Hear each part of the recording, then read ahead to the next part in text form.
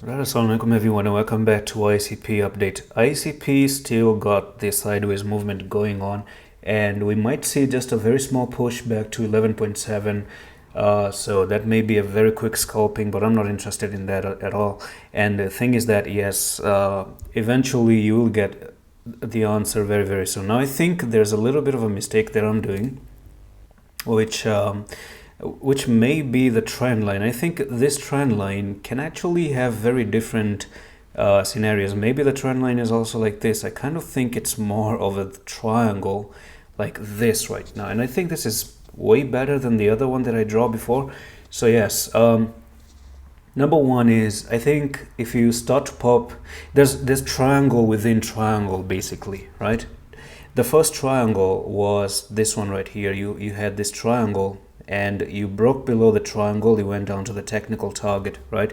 So there's this bigger triangle, and I think this is better than the descending triangle. I don't think there was a descending triangle. That looks a little bit weird. So you have support here, and you have one support there. You had support here, and then you touched it again, and then you kind of pumped inside, and you have your resistance line coming on in there. And the decision comes in by 25 of January, so 4 more days to see where exactly you go. Now there are chances for ICP to go up if I have to judge ICP itself.